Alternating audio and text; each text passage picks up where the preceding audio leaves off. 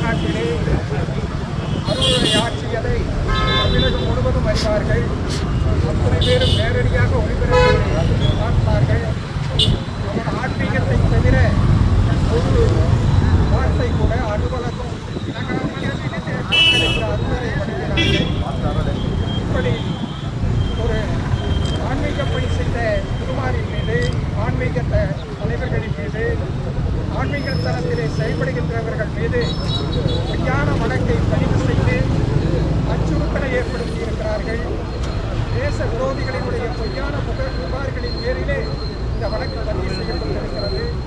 இது சிறுவை ஆதீனம் அவர்கள் மீது போடப்பட்ட வழக்கு மட்டுமல்ல, தமிழகத்திலே இருக்கக்கூடிய அத்துணை ஆன்மீக மதத்திலே இருக்கின்றவர்கள் மீதும் ஏற்படுத்தப்பட்டிருக்கிற அச்சுறுத்தலாக நாங்கள் கருதுகிறோம்.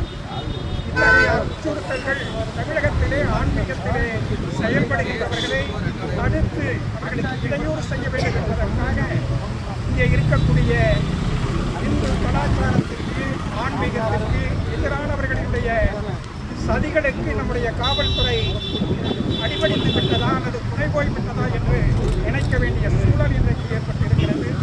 இந்த நிலைமைகளை தவிர்த்து நம்முடைய சிறுவை ஆதீனம் மீது போடப்பட்டிருக்கக்கூடிய பொய் வழக்கை உடனடியாக ரத்து செய்ய வேண்டும். உடனடியாக வாபஸ் வாங்க, வாபஸ் வாங்க, வாபஸ் வாங்க, வாபஸ் வாங்க. பொய் வழக்கை வாபஸ் வாங்க, பொய் வழக்கை வாபஸ் வாங்க. பொய் வழக்கு போடாதே, பொய் வழக்கு போடாதே. தொடர்ந்து மாநில இந்த வழக்கை கண்டு நாம் அஞ்சவில்லை. இந்த வழக்கின் மூலமாக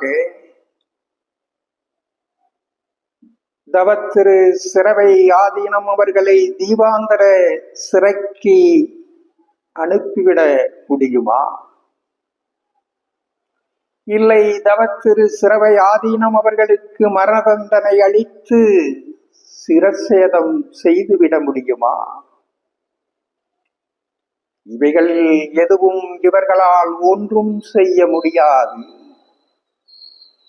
முருகப்பெருமானுக்கு காணிக்கையாக தருகிற ஒரு முடியை கூட இவர்களால் அசைத்து பார்க்க முடியாது என்பது உண்மைதான். இவர்களால் ஒன்றும் செய்ய முடியாது. இது பற்றிய யாருக்கும் அச்சமில்லை. ஆனால் இந்த மண்ணில்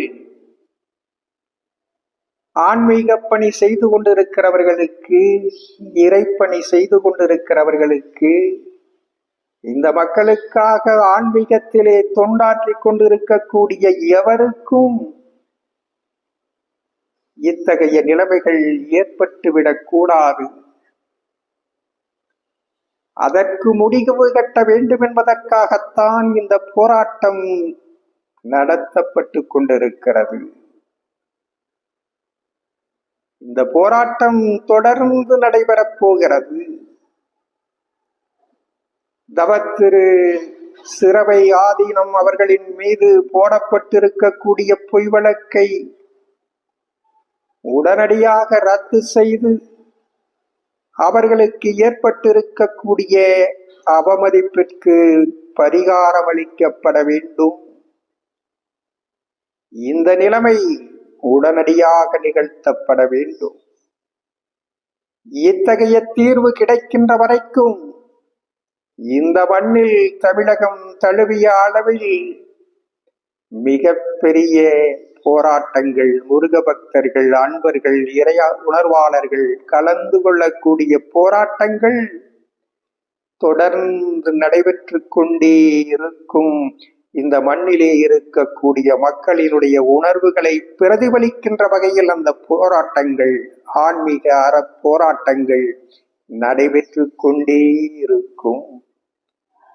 இந்த போராட்டத்தில் காவடி கொண்டு விளையாடுகிற தோள் கொண்ட முருக பக்தர்கள், வினை தீர்க்க வேல் கொண்டு வருகின்ற முருக பக்தர்கள் இதயத்திலே இறைவனை நித்தம் நித்தம் பூஜித்து, இதயத்திலே இறை உணர்வு கொண்ட இறை உணர்வாளர்கள் அத்துணை பேரும் அணிதிரண்டு வாருங்கள்.